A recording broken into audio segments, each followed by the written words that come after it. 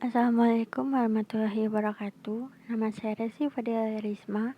Di sini saya akan menjelaskan mengenai sejarah angka nol yang telah dijelaskan oleh teman saya sebelumnya, yaitu Yuli Anggraini.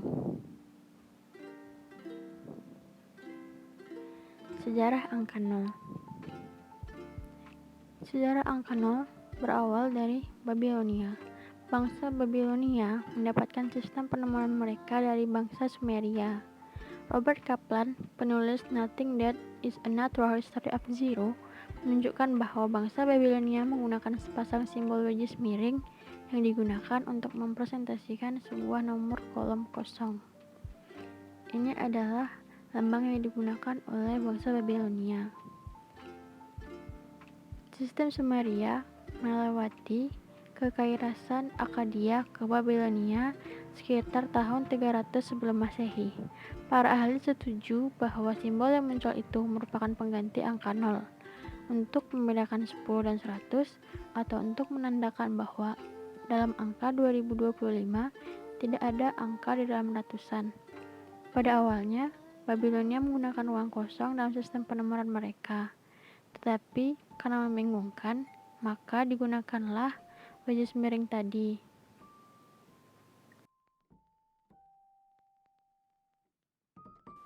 Selanjutnya, perkembangan angka 0 di Amerika. 600 tahun kemudian, bangsa Maya mengembangkan 0 dan menggunakannya di sistem kalender rumit mereka. Meskipun sangat terampil dalam bidang matematika, bangsa Maya tidak pernah menggunakan 0 dalam persamaan mereka. Lalu selanjutnya, 0 menjadi nomor. Beberapa ahli berpendapat bahwa konsep Babilonia melanjut jalan hingga ke India dalam pengembangan 0. Namun, beberapa ahli lainnya mengatakan bahwa India mengembangkan angka 0 mereka sendiri. Konsep 0 pertama kali muncul di India sekitar tahun 458 Masehi.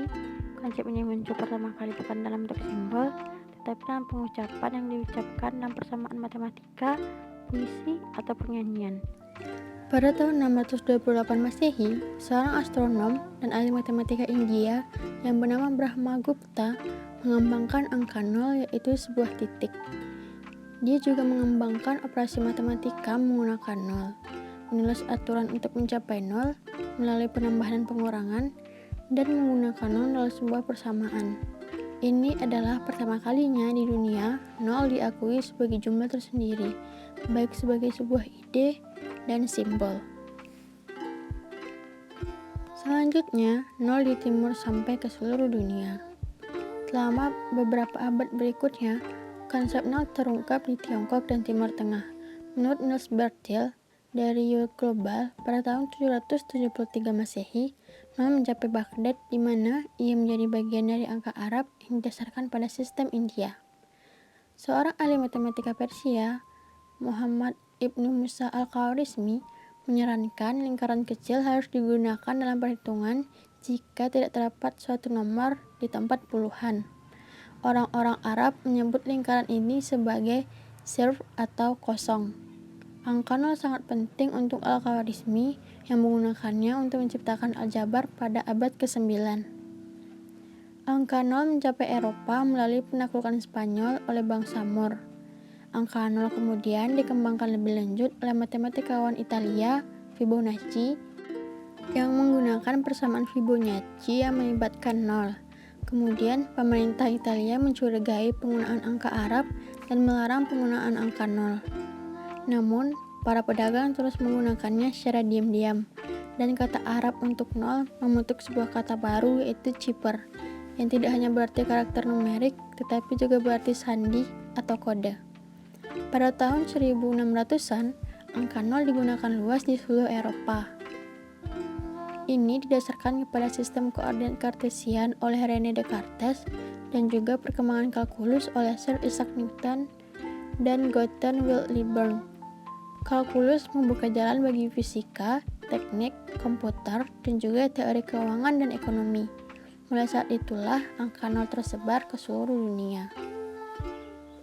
Angka 0 memiliki arti penting dalam ilmu pengetahuan. Angka 0 dalam bahasa Inggris disebut zero berasal dari bahasa Arab yang bermakna kosong. Sehingga angka 0 sering diartikan sebagai ketiadaan, kekosongan, dan kehampaan dari sebuah kehidupan manusia.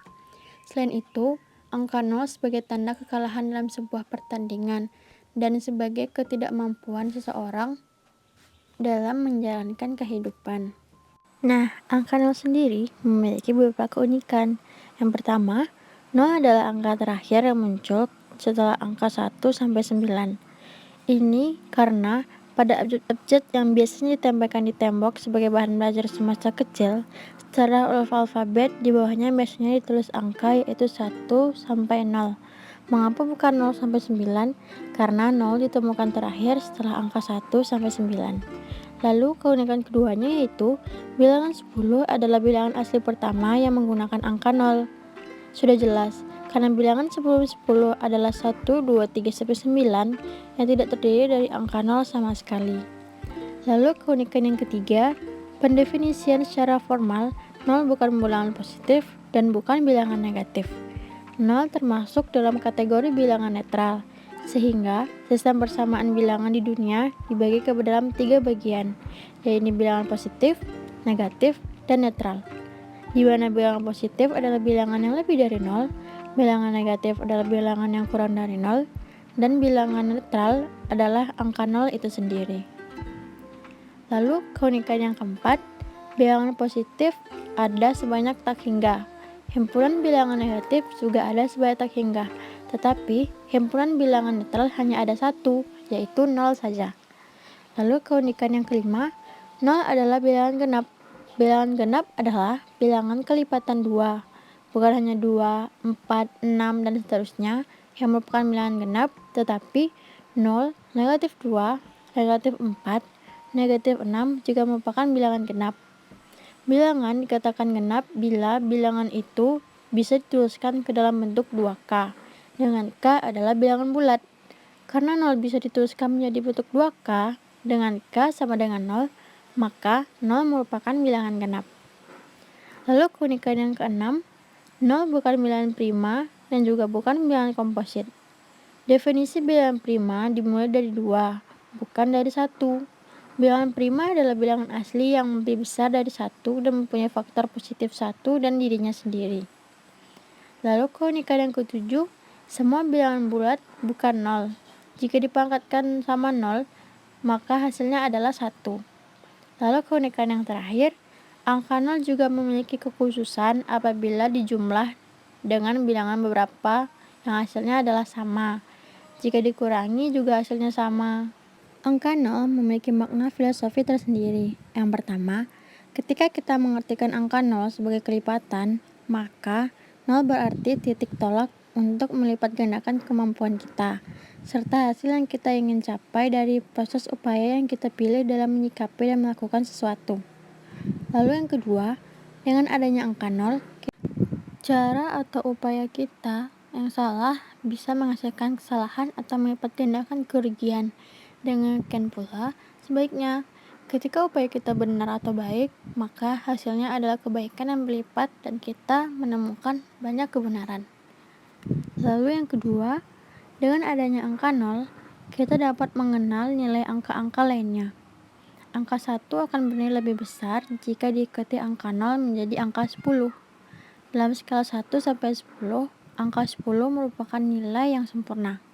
Angka 0 membuat angka 1 lebih bernilai, dan angka 1 bisa membuat angka 0 ada nilainya, yaitu 0 satuan.